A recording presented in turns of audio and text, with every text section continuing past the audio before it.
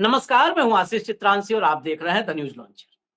Hot topic with Hemant Atri. Control room सबसे पहले जो होता है, हेमंत अत्री जी को जोड़ लीजिए फटाफट। स्वागत है हेमंत भाई आपका।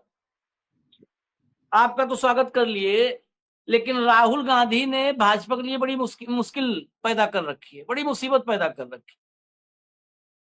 दरअसल राहुल गांधी जब से गुजरात के मिशन पर लगे, बाकी सब तो ठीक था, गुजरात के मिशन पर लगे तब से बीजेपी में बौखलाहट थी। पहले गुजरात गए, वहां स्लीपर सेल पर भाषण दे के आए, उसके बाद राष्ट्रीय अधिवेशन, सीडब्ल्यूसी की मीटिंग, राष्ट्रीय अधिवेशन 8 और 9 तारीख को वहीं पर डेरा डाल दी।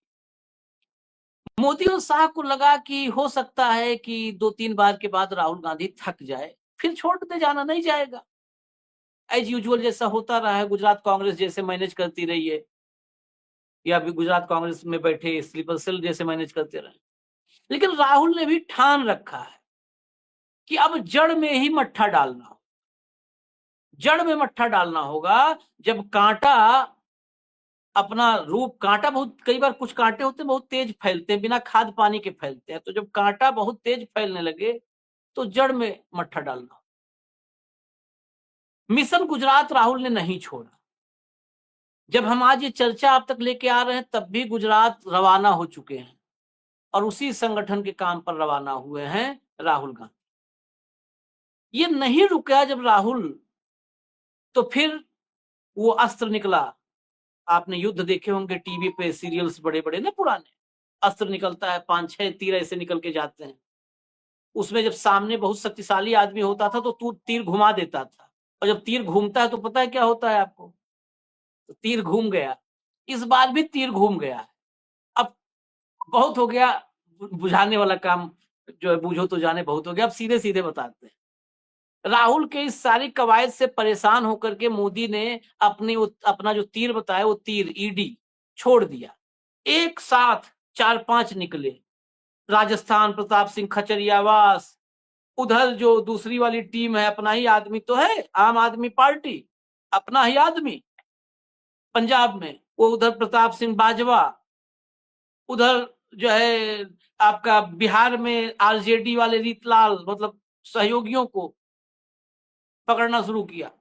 इधर सबसे कमजोर नस, परिवार में कमजोर नस होती है, हम तो भैया साफ कहते हैं, तो गांधी परिवार में भी एक कमजोर नस है, वो वाड्रा साहब। वो हर 3 महीने पे उनको भी लगता है कि वो भी देश की तकदीर बदल सकते हैं सियासत में आकर के। अपनी तकदीर अब तक ईडी के हवाले है, ईडी पास कुंडली जमा कर रखे हैं और देश की तकदीर बनाएंगे, तो वो भी बीच बीच में कुलाचे भरते हैं। सबसे सॉफ्ट टारगेट, उनको भी समन जारी होगा। अब लगा कि ये होगा तो राहुल रुकेगा, राहुल रुक जाएगा, खासकर जब आएगा घर में बात, भाई बहनोई की बात आएगी, परिवार के दामाद की बात आएगी, रुक जाएगा। लेकिन राहुल कहाँ रुकने वाला, भाई जो करना है आप वाड्रा का कर लो, कोई फर्क नहीं पड़ता मुझे। राहुल गांधी नहीं रुके। लेकिन मामला तब गड़बड़ हुआ जब हेमंत अत्री ने एक निकाला पुराना जो है अखबार का चिट्ठा। अब वो हम चिट्ठा आपको दिखाते हैं, तब बताते हैं कि ईडी निकली थी रास्ते में, मोदी की ईडी को मोदी के खट्टर ने, वही जो मोटरसाइकिल पर साथ चलते थे और दरीप साथ सोते थे, ईडी फंसा दिया। बीच रास्ते में ईडी फंसी है। अखबार दिखाइए, कटिंग अखबार दिखाइए, वाड्रा को भी सुनाएंगे, लेकिन अखबार पहले दिखाइए। ये देखिए, ED summons Robert Vadra all about the DLF land deal case in which he will be questioned. अब यहां नहीं समझ में आएगा, अब नीचे जो है ये मोटे फॉन्ट के बजाय पतले वाले फॉन्ट में, the BJP has long alleged irregularities in the deal. Notably, the Haryana government submitted before the Punjab and Haryana High Court in 2023 that the deal did not violate any rules. The deal did not violate any rules. ये किसने कहा, अभी रहने दो screen पर 10 second. ये भाजपा की हरियाणा की सरकार 2023 में अपना जवाब दाखिल करती है पंजाब और हरियाणा हाई कोर्ट में। उस वक्त मनोहर लाल खट्टर थे मुख्यमंत्री, और मुख्यमंत्री रहते हुए मनोहर लाल खट्टर की सरकार ने कहा कि डील में कोई किसी भी रूल का, किसी भी नियम कानून का कोई वायलेशन नहीं हुआ है, अब हटा दीजिए। जब 23 में भाजपा के मुख्यमंत्री ने कहा कोई वायलेशन नहीं हुआ है, तो ये ईडी क्या कर रही है? दरअसल ये सब इतिहास भूगोल देखते नहीं, ये सब तो आका के हुक्म पे चलते हैं। यही नहीं देखते कि कल हमने किसको क्लीन चिट दी थी, ये सुबह जिसको क्लीन चिट देते हैं शाम को उसके घर चले जाते हैं। ऐसा ये करते हैं क्योंकि नियम कानून और कल परसों वो याद रखता है जो नियम से चलता है, तो उसे याद रहता है कि सीक्वेंस ये है। जो उछल कूद मेढक से करता है उसे क्या याद किधर उछले थे पिछली बार। अब चलते हैं हेमंत भाई के पास। हेमंत भाई, मैंने पंजाब से लेके राजस्थान, बिहार, दिल्ली सब की बात कर दी। ये ईडी निकली थी राहुल को रोकने के लिए, ये तीर तो घूम गए। कैसे क्या होगा, कुछ आशीष भाई मार्गदर्शन? आशीष भाई नमस्कार आपको, सारे दर्शक साथियों को। देखिए, आपकी ना एक शुरू से ही बड़ी खराब आदत है कि आप ना दुख तिरक पर हाथ रखते हैं। ये बहुत हम्म, गलत है। ये आज के दौर में जिन चीजों का आप जिक्र करते हो ना, मेरिट्स का, तथ्यों का, अदालत का, वो गए जमाने की बातें हैं। जो ये हम्म, बात कही थी, जो हरियाणा सरकार ने, ये कब कही थी? ये 2023 में कही थी और हम्म, पंजाब और हरियाणा हाईकोर्ट में कही थी। और हम्म, उसमें ये कहा कि इस डील के अंदर कोई भी जो रूल है उनकी कोई वायलेशन नहीं। हम्म, उसके बाद तो केस खत्म हो जाना चाहिए था। और ये हम्म, केस बेसिकली 2007-8 का है। हम्म, 2007-8 में वाड्रा की स्काईलाइट हॉस्पिटलिटी ने गुड़गांव के शिकोपुर गांव के अंदर 3 एकड़ जमीन ली थी। ठीक हम्म, साहब। 2012 में उन्होंने वो डीएलएफ को बेच दी। ठीक। तब के जो हरियाणा के आईएएस अधिकारी थे मिस्टर अशोक खेमका, उन्होंने इस हम्म, डील की म्यूटेशन कैंसिल कर दी। हम्म, उसके बाद बीजेपी के हाथ में बटेर लग गया। हम्म, अक्टूबर 2012 में म्यूटेशन कैंसिल हुई और बीजेपी ने, चूंकि 2014 में हरियाणा में असेंबली का इलेक्शन होना था, आपको याद है, तो हम्म, बीजेपी ने बड़ा जबरदस्त काम किया था। पूरा चुनाव दामाद श्री को लेकर के लड़ा था मोदी का, अगर याद होता आपने, मोदी दामाद हाँ, श्री, हम्म, दामाद श्री। और उसके हम्म, ऊपर अगर आपको याद दिलाऊं मैं, एक 6 पेज की बुकलेट निकाल दी थी और हम्म, उसका टाइटल था दामाद श्री। और हम्म, वो सारा रेफरेंस किसको था? वाड्रा को। और हम्म, उनकी कथित जो गलत बिजनेस डील्स हैं वो हम्म, हरियाणा के अंदर और राजस्थान के अंदर। ये हम्म, बात कब की है? 2014 की। आज हम्म, आप कहां हो? 2025 में। और अभी तक आप सम्मन ही जारी किए जा रहे हो।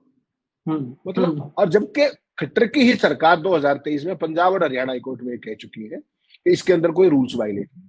हम्म, अपने रॉबर्ट वाड्रा क्या कह रहे हैं कि मैं 23,000 कागज दे चुका हूं ईडी को, और वो अब कह रहे हैं कि दोबारा कागज दो।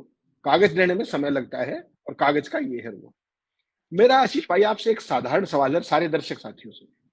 हम्म, ये कोई मर्डर का केस तो है नहीं कि कोई हम्म, गवाह ढूंढ के लाना है, कोई सबूत लाने हैं, कोई चाकू लाना है, कोई बंदूक लानी है, कोई फॉरेंसिक एग्जामिनेशन होनी है। ऐसा कुछ है क्या इस केस में? अगर ये केस है, ये केस क्या है? आपने एक जमीन खरीदी किसी एक्स से, आपने वो जमीन बेची किसी वाई से। उन दोनों कामों के अंदर अगर कोई भी रूल वायलेट हुआ है तो वो हम्म, रेवेन्यू का रूल है। रेवेन्यू का रूल है। हाँ, ब्लैक एंड व्हाइट का रूल है। हाँ, आपकी जमीन जब आपने खरीदी थी तब कानून क्या थे और उसके अंदर आपने कितनी स्टाम्प ड्यूटी दी, और जब हम्म, आपने बेची तब स्टाम्प का रेट क्या था और आपने कितनी स्टाम्प ड्यूटी दी। इतना ही तो होगा, इसके अलावा भी कुछ? हम्म, 2014 से लेकर के आज 2025 आ गया, ये संबंध संबंध खेले जा रहे हैं। हम्म, इसके अलावा कुछ नहीं है। मेरा आपसे एक बहुत साधारण सवाल है, आपको क्या लगता है कि मोदी और शाह के पास आज तक इन्होंने क्या क्या आरोप लगाए हैं कि आज तक की दुनिया की सबसे अमीर परिवार है गांधी परिवार। हम्म, इतने लाख करोड़ रुपए कमा चुके हैं, आईटी सेल में देखे होंगे आपने तमाम। हम्म, इतने लाख करोड़ गिनने भी नहीं आएंगे मुझे और आपको, तो जीरो ही नहीं पकड़ सकते, लगे रहते हैं वो। ये है वो है, नेहरू ये थे, मोतीलाल नेहरू ये थे, अब तो मोतीलाल पे चले गए, जवाहरलाल नेहरू से हम्म, काम नहीं चल रहा था। फिर इंदिरा गांधी, फिर तमाम चीजें। जो लोग जा चुके हैं आज से 60-60 साल पहले, उनके पीछे भी पड़े रहते हैं, कोई खास बात नहीं। वो उनकी तासीर है, वो अतीत जीवी है, उस पर हमें बहुत ज्यादा जाने की जरूरत है। मैं आपसे एक साधारण सवाल पूछूं, राहुल गांधी को रोकने के लिए आपको क्या करना पड़ा? एक मानहानि के केस में उनकी सदस्यता लेनी पड़ी, गुजरात की हम्म, अदालत में मिलीभगत करके। ये हुआ तय, सुप्रीम कोर्ट ने उस पर कन्विक्शन स्टे किया, सारे देश ने देखा। इससे पहले एसोसिएटेड जर्नल का केस, तमाम केसेस सारे ब्लैक एंड व्हाइट के केस है। ये कोई क्रिमिनल उस तरह के क्राइम नहीं, इसको व्हाइट कॉलर क्राइम बोलते हैं, सारे कागजों के बेस पे आधारित होते हैं। हम्म, तो हर एक में क्या लगाते हैं? PMLA, prevention of money laundering act. उससे नीचे धारा नहीं पता इनको। इनको हाँ, दो ही धाराएं पता है, या तो यूएपीए पता है जिसके हम्म, बड़े शौकीन हैं, और अगर वो नहीं है तो फिर यहाँ पे मनी लॉन्ड्रिंग लगा दो, पीएमएलए। चाहे आपके घर में नहीं मिले चाहे ना मिले, पीएमएलए सीधा। और ये तमाम केसेस में आपने देखा। पीएमएलए के लिए क्या जरूरी होता है? प्रिवेंशन ऑफ मनी लॉन्ड्रिंग तो तभी करोगे भैया जब आपके पास मनी होगा। तो कोई ढीला बराबर हुआ था क्या? केजरीवाल के यहाँ से हुआ हो, सिसोदिया के यहाँ से हुआ हो, उनके अपने क्या नाम है छत्तीस जो झारखंड के मुख्यमंत्री थे हेमंत सोरेन, उनके यहाँ से मिला हो, कोई चवन्नी नहीं मिली किसी के यहाँ प्रिवेंशन ऑफ मनी लॉन्ड्रिंग लगा दो। मैं जो आपसे बात पूछ रहा था कि क्या राहुल गांधी और गांधी परिवार के खिलाफ इनके पास अगर 1 रुपए की भी बेकायदगी का सबूत होता तो राहुल गांधी की सदस्यता आपको एक मानहानि के केस में लेनी पड़ती क्या? सोच के देखिएगा एक बार। ये ईडी, ये सीबीआई, पता नहीं क्या क्या है, सीरियस फ्रॉड इन्वेस्टिगेशन, पता नहीं कितनी एजेंसियां हैं भारत में, क्या वो पकड़ देते क्या? केवल इसी से सोच लीजिए कि ये संबंध आज की तारीख में टाइमिंग क्यों जरूरी है। टाइमिंग को देखना बड़ा जरूरी है। ये संबंध पिछले हफ्ते दिए गए थे, ये संबंध आज के नहीं, ये पिछले हफ्ते भी बुलाया गया था उसको, रॉबर्ट वाड्रा को। वो कब दिया गया था? टाइमिंग मिलाया कीजिए हर चीज की। जब गुजरात के ही अंदर मोदी के सीने पर अहमदाबाद में सीडब्ल्यूसी की मीटिंग हो रही थी, उस सीडब्ल्यूसी की मीटिंग का नैरेटिव खराब करने के लिए वो संबंध तब जारी किया गया था पिछले हफ्ते। वो नहीं गए, वो भी समझदार है, वो उस टाइम नहीं गए, तो उनको आज बुलाया गया। तो जिस नैरेटिव के लिए, जिस ऑप्टिक्स के लिए संबंध जारी किया गया था, वो तो पूरा नहीं हुआ ना। आज चले गए तो वो खबर के न्यूज साइकिल में उतना आया ही नहीं। और वो भाई भी 10-12 समर्थकों को लेकर पैदल ही चल पड़ा हुआ, उसने भी एक ऑप्टिक्स क्रिएट कर दी। तो बेसिकली ये चीज समझनी पड़ेगी कि गांधी परिवार को फंसाने के लिए, और राहुल गांधी तो पता नहीं किस मिट्टी के हैं, वो तो जब वहां पे सदस्यता ली तब भी कुछ नहीं बोले। उन्होंने कहा मैं डरता ही नहीं हूं, मुझे जेल में डाल दीजिए, मैं जेल में चला जाता हूँ। मकान खाली करने के लिए क्या बोला कि चाबी दे सीपीडब्ल्यूडी को चाबी पकड़ा दी बड़ी इज्जत के साथ, ले भाई ले जाओ। तो उस व्यक्ति को डराओगे कैसे? वो तो पूरे देश में ये कह रहा है कि डरो मत। और वो इंदिरा गांधी का पोता है, राजीव गांधी का बेटा है, जिस परिवार का इतिहास है शहादत देने का, वो उस परिवार से आता है, वो डरता ही नहीं। तो आप वाड्रा को सम्मान करके क्या निकाल लोगे? मैं तो ये पूछ रहा हूँ। 13 साल के अंदर जब आप उसके कल्पेबिलिटी स्टेब्लिश नहीं कर पाए, 2023 में हरियाणा में खट्टर की सरकार थी ना, जिसने हाईकोर्ट में ये बताया। और ये जो आपने खबर दिखाई है ये पुरानी नहीं है, ये आज के एक्सप्रेस की खबर है। अगर आप पूरी खबर को रन करोगे, आपके पास लिंक है, तो उस खबर का ओपनिंग मास्ट है वो। वही खोल के वही मैं चेक कर रहा, साथ साथ में चेक करता हूँ। हाँ, ओपनिंग सेंटेंस है वो उस खबर का, हेडिंग के बाद ओपनिंग है उस खबर की कि 2023 में जिसमें हरियाणा सरकार ये कह चुकी है, उसके बाद ईडी क्या करेगी भाई उसमें? और करना होता तो कर ही लेते, 12 से लगे हुए हैं। ये बेसिकली एजेंसीज का थाना बना दिया है। आशीष चित्रांशी एसपी है, उनके साथ कुछ गड़बड़ होने लगी तो उन्होंने कहा बॉय इधर हौलदार साहब बुलाओ, हेमंत त्रिवेदी को उठा के लाओ, बस हो गया। Optics create. ये ऑप्टिक्स अहमदाबाद सीडब्ल्यूसी के लिए थी, ये वहां गए नहीं, तो आज वो औपचारिकता पूरी करनी पड़ी। तो क्योंकि आपको पता है कि ये सारे के सारे इनका कैलेंडर है, जितनी जांच एजेंसियां वो एक इशारे पे काम करती है, वो कहां से करती है वो आपको पता है। तो बेसिकली ये खचरियावास का मामला हो, उधर चले तो छत्तीसगढ़ के सीएम भूपेश बघेल के सारे रूट पे ठिकाने, उसमें दिल्ली मीटिंग में आना था, सारे घरों पे रेड होगी, सारे ठिकानों पे रेड होगी। तो वो एक नई तरह का नैरेटिव, उस दिन का नैरेटिव हाईजैक करने की बात है। तो डेली बेसिस पे काम करती है ना बीजेपी। तो डेली बेसिस पे आज ये खबर का साइकिल है तो उसमें ये घुसेड़ दो, या इनको पहले पता होता कि उस दिन ये होना है, लेकिन आज वो बात बढ़ी नहीं। उधर देखिए पंजाब में क्या है, पंजाब में विपक्ष के नेता है प्रताप सिंह बाजवा, उन्होंने कहा कि भाई इतने बम आए थे, ये था वो था। कहते आपको ये खबर किसने दी? आप पहले ये बताइए, कौन कह रहा है ये? भगवत मान, और नहीं तो आपके खिलाफ पर्चा दर्ज होगा। तो वो महोदय वो वहां चले गए, आज कोर्ट के अंदर चले गए कि भाई मैंने तो एक विपक्ष के नेता के नाते जानकारी दी थी। उसके बावजूद भी जिस तरीके का एक ये सारा चल रहा है कि आज बिहार के लिए जो मीटिंग थी, आपने देखा सुबह सुबह खड़गे साहब किया, हालांकि राहुल गांधी को जाना था अहमदाबाद, उसके बावजूद भी वो मीटिंग हुई, खड़गे साहब थे वहां, केसी वेणुगोपाल था और था। तो ये जो संबंध देने की जो बात थी ना ईडी की, आज ये बहुत सारी चीजें कह रही है कि बीजेपी के पास जोड़ा खाली है। दिखाने के लिए जोड़े में से कबूतर निकालते थे ना, अब वो आपके सारे कबूतर भी उड़ चुके हैं। और आम आदमी ये समझने लगा है, डॉगी मीडिया को छोड़ दीजिए, डॉगी मीडिया को तो नैरेटिव चलाना है, डॉगी मीडिया नैरेटिव चलाता रहेगा, उसके अलावा कुछ भी नहीं। तो ये सारे का सारा सूरत हाल बीजेपी की बैंक्रप्सी दिखा रहा है, और ईडी की भी वो दिखा रहा है कि भाई हम क्या करें, हमें तो कहा गया तो हम तो बुलाना पड़ेगा। इसके अलावा कुछ नहीं है, ये केवल एक नैरेटिव पेडलिंग की बात है। मुझे लगता है कि आज वो बुरे तरीके से इस काम में नाकाम रहे, और जिस तरीके से उसने बाहर आके सारी बातें कह दी कि 23,000 कागज पहले दे चुका हूँ, दोबारा देने को तैयार हूं। नहीं, अब मैं इसीलिए मैं जब आपसे भी आपको मैं सुन रहा था, साथ साथ जो बाइट आई है बयान, वो मैं बयान भी चेक कर रहा था। वो बयान कंट्रोल रूम के पास पहुंच गया है। जरा दिखा, सुना दीजिए, जरा सुना दीजिए पहले वाड्रा जी को। कोई भी पुख्ता सबूत नहीं है, फिर से आज आपको दूसरा समन। या जब मैं लोगों के हित में बोलता हूँ, जब भी मैं माइनॉरिटीज के लिए बोलता हूँ, जब भी मैं जो सरकार चल रही है उनकी नाकामियों में बोलूंगा, या बोलूंगा मैं सोच भी रहा हूँ राजनीति में आने के लिए, तो ये लोग दुरुपयोग करेंगे, एजेंसियों का इस्तेमाल करेंगे कि इसमें कुछ है ही नहीं यार। 20 साल थोड़ी ना लगेंगे कुछ जुड़ने के लिए। 15 बारी गया हूँ, 10 बारी बैठा हूँ और 10 घंटे बैठा हूँ और 23,000 डॉक्यूमेंट दिए हैं। फिर से एक हफ्ते में बोलते हैं सारे 23,000 डॉक्यूमेंट दोबारा दो। ऐसे थोड़ा ना चलता है यार।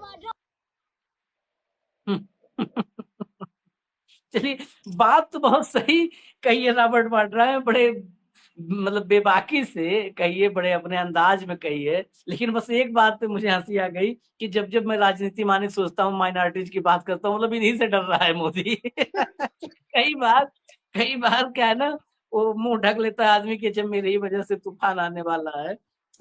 राहुल गांधी के चक्कर में इनको ईडी वाले बुला रहे हैं, तो इनको लग रहा है कि नहीं, इनसे डरी हुई सरकार बैठी है, मोदी साहब सब इन्हीं से घबराए हुए हैं। इस पर थोड़ा मुझे लगा, कई बार आदमी अपना माहौल टाइट करने लगता है। हम लोग क्या कहते हैं, माहौल टाइट करना।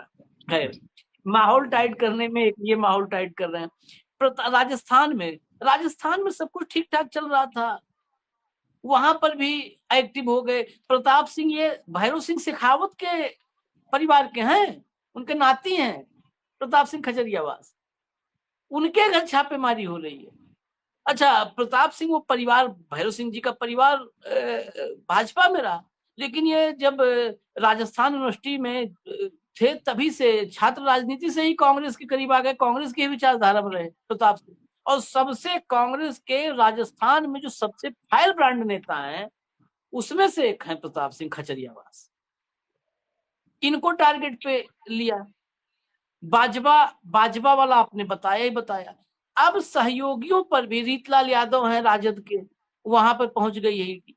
ये ईडी क्या, मतलब इतने कोर्ट के फटकार अगर मुझे लगता है, अगर रिकॉर्ड कोई बनाया होगा, देखिए अमित शाह और मोदी को फटकार कोर्ट की नहीं लगती है, बड़ा क्लियर है। अगर देश में ईडी की फटकार के मामले में कोई टॉप पे है तो दो लोग हैं, एक ईडी, एक योगी। योगी के सिस्टम को भी, पूरे तंत्र को बहुत फटकार लगी है, लेकिन वो बिल्कुल झाड़ देते हैं, तुरंत कंधे से कहते हैं, उसको धूल समझ के झाड़ देते हैं। ये मामला ईडी का दुरुपयोग, क्या इस पर कोई कंक्रीट, जैसे कोर्ट की टिप्पणियां ही आती हैं, कुछ कंक्रीट भी होगा या सिर्फ टिप्पणियों से काम चलेगा? कोर्ट क्या रोक नहीं सकती ईडी को, जो असीमित शक्तियां दी हैं? हालांकि ये चिदम्बरम की कृपा है तो चिदम्बरम की कृपा।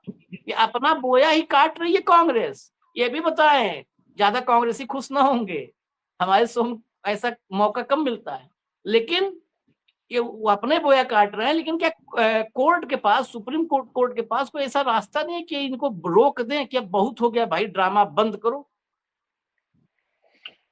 आशीष भाई, इसमें समस्या क्या है, मैं जब आप ये बात कर रहे थे ना, तो मैंने इसका सारे का तिया पाचा निकाला। इसमें क्या है कि what is the status of this case now. मैंने आपको भी भेजा, बड़ा इंटरेस्टिंग है, कंट्रोल रूम को भी भेजा है, दिखा पाए तो ये बड़ा इंटरेस्टिंग है। उसमें कहते हैं the ED took over the investigation and is now probing the land. In 2023 the Haryana government affidavit, Haryana सरकार का शपथ पत्र, before the Punjab and Haryana high court's bench of justice Augustine George Masih and Harpreet Singh Brar submitted that no rules were violated in the land transfer to DLF Universal. No rules were violated. The affidavit was submitted in relation to the pendency of cases against sitting of former MPs and MLAs in Punjab, Haryana and Chandigarh. फिर इस case में क्या बच गया भाई? जब हरियाणा की सरकार ने कह दिया तो ईडी क्या करेगी? ईडी नए सबूत ले आएगी क्या? या कोई ऐसे सबूत है जिनको खट्टर की सरकार ने नहीं देखा? तो ये अपने आप में एक मोकरी है सारे सिस्टम की। और आपने कहा कि अदालत का तो फिर वही बात है ना कि आप आज एक सम्मन को ऐश करा लाए, आपको आज एक सम्मन दिया, आपको ऐश करा लाए, परसों फिर दे देंगे। तो एक काम आपका अदालत भी जाने का हो जाएगा, उधर तो ईडी लगी हुई है, एक काम एडिशनल हो गया भैया, अदालत में भी घूमते रहो। हकीकत ये है, चिदम्बरम ने जो गलती की थी पिछले तो ये है वो इसमें बिल्कुल साफ लिखा हुआ है कि एफिडेविट पे कहा, हम्म, एफिडेविट पे कहा हुआ है Haryana government affidavit before the Punjab and Haryana, hmm, affidavit पे जो सरकार कह रही है उसके बाद क्या बच जाता है और कौन सी जांच पेंडिंग रह गई। तो हम्म, ये चीज समझने की है बेसिकली, जो लोग नहीं समझते हैं। ये जो टाइमिंग है, जो सारी चीजें हैं, हैरासमेंट के अलावा कुछ नहीं है। और ईडी का स्ट्राइक रेट क्या है वो भी देख लीजिए जरा, पार्लियामेंट के अंदर तमाम, अभी तक 2 लोगों को अब तक कन्विक्ट करा पाए, क्या हालत है। और रोज ईडी रहती है खबरों के अंदर, आज ये कर दिया वो कर दिया। आपको ध्यान होगा 3-4 दिन पहले मैं देख रहा था कि जो एजेएल वाला केस था उसके अंदर कांग्रेस की वो सारी प्रॉपर्टीज जो थी उनको सारे का ईडी ने टेक ओवर कर लिया। पहले तो अटैच किया था, अब उनको टेक ओवर 600-700 करोड़ की जो भी वो थी। तो ये सारा बेसिकली इसके पीछे प्रोवोकेशन क्या था, इसके पीछे प्रोवोकेशन था गुजरात के अहमदाबाद में होने वाला सीडब्ल्यूसी का अधिवेशन, उसको डाइल्यूट करना था कि देखो ये चोर हमारे यहाँ आ गए। वो नहीं हो पाया, वो बात बनी नहीं। और रही से ही कसर ये था कि राहुल गांधी अब गुजरात में फिर ना घुस जाए, आज फिर घुस गए, पहुंचे हुए हैं, अभी ऑब्जर्वर से बात कर रहे हैं। कल वो डीसीसी वाला प्रोग्राम है जो हमने उस दिन बताया था 15-16 को। तो डरने वरने का सवाल नहीं है, सवाल ये है कि भारतीय जनता पार्टी का जो स्टैंडर्ड ऑपरेटिंग प्रोसीजर है कि कहीं कोई समस्या है तो जांच एजेंसियों को ले आओ, वो सारी की सारी उनकी जो बंद मुट्ठी थी अब वो खुलने लगी। अभी आपने पिछले हफ्ते देखा लालू यादव के परिवार को दोबारा से बुलाया जा रहा था, कभी राबड़ी देवी को, कभी बीमार लालू यादव को, कभी इनको। तो ये एक एसओपी हो गया है। और ये डॉगी मीडिया के अलावा इस नैरेटिव को अब कोई मानने को तैयार, वो क्यों मानते हैं कि उनके पास और कोई धंधा नहीं बचा है, खबर तो अपने आप तो कोई कर नहीं सकते हो आप, तो जो ईडी कहे वही खबर है। ईडी के प्रेस नोट की ऐसे इंतजार करते हैं जैसे भूखा रोटी की इंतजार करता है कि बस कुछ आ जाए, उसके बाद तो जो धूम मचाएंगे वो लोग, ये एक्सक्लूसिव है, ये फला। प्रेस नोट को भी एक्सक्लूसिव बताते हैं, सूत्रों को स्टोरी प्लांट कराई जाती है, किसी खबर में ऑफिशियल वर्जन नहीं होता एज पर सोर्सेज। जो आधिकारिक खबर है कि आज आशीष चित्रांशी शावर के नीचे नहाए, ये भी सूत्रों के मुताबिक है। वो कौन सा सूत्र बाथरूम में बैठा था भाई जो तुझे बताया गया, ये सूत्र रह गए मीडिया के। तो पूरे का पूरा सिस्टम की आशीष भाई मोकरी हो रही है कंप्लीट। और रॉबर्ट वाड्रा की ये दबी कुचली इच्छा शुरू से ही है कि किसी तरीके से मैं खबरों में रहूं, उनकी भी एक इच्छा है ना, हर एक आदमी की इच्छा होती है। तो छपास और दिखा से वो भी पीड़ित है। मतलब गांधी परिवार के दामाद होने का एक तो उनको अदरवाइज वो मिलता है, मीडिया का अटेंशन मिलता ही है। फिर वो बीच में कहते मैं जैसे ही लोगों की बात करता हूँ, माइनॉरिटी भाई आप व्यापारी आदमी बड़ा व्यापार कर रहे, आ जाओ।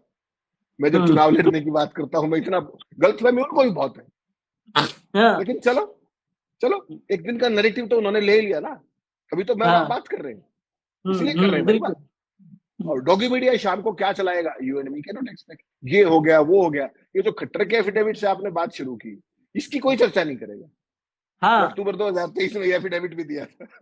असली खबर यही है, असली खबर यही है कि आपके ही मतलब भाजपा के ही, और वो भी पर्ची वाला मुख्यमंत्री जो एकदम अपना है, जो दरी से लेके मोटरसाइकिल तक साथ में रहा है, उसने क्लीन चिट दी। और आपकी एजेंसी लगी पड़ी बार बार लगातार उसमें कर रही है कुछ ना कुछ खुराफात। खैर चलिए, चर्चा बस इतना ही थी। वो सारे तथ्य जो भी वो अखबार की कटिंग्स थी सब हमने आपको दिखा दिया। हमें इजाजत दीजिए आप, कल फिर हम आएंगे, हेमंत भाई साथ होंगे, कार्यक्रम यही होगा, हॉट टॉपिक विद हेमंत।